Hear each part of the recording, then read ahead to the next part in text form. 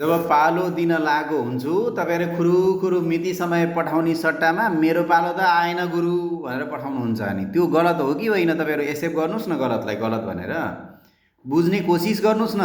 जब video हाल्न थाल्छु खुरुखुरु आफ्नो कमेन्ट पो गर्ने हो त कमेन्टलाई कपी गर्ने अनि पेस्ट गर्ने 4-5 वटा भिडियोमा 6-7 वटा भिडियोमा फटाफट पेस्ट गर्दिदै जानी हो भने पालो उतिखेरै आउँछ तपाईहरुको ट्रिकको कुरै नमिलेको हो यो तपाईहरु ब्यालेन्स मिलाउनै सक्नु भएको छैन त्यो कन्डिसन हो अनि मेरो पालो त आएन गुरु मेरो पालो त आएन गुरु भनेर तपाईको पालो त्यो चिनाबाट पालो आएर अर्थ पनि छैन कुन हो भनेर खोज्दै हिँड्ने कुरा त हुँदैन त्यो 29/9/2082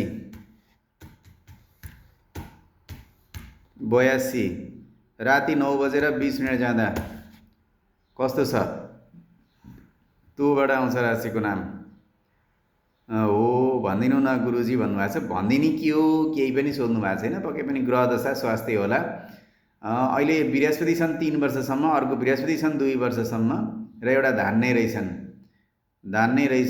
कहिलेसम्म भन्दा 1 वर्षसम्म भनौँ धान्ने त्यस्तो कन्डिसन हो धान्ने बृहस्पतिका दशाहरू छन् बच्चालाई अलिकति स्वास्थ्य चाहिँ खराबी गराउन सक्छ चिसोले छातीमा समस्या ल्याउन सक्छ बच्चा अलिकति ढिलो बोल्न पनि सक्छन्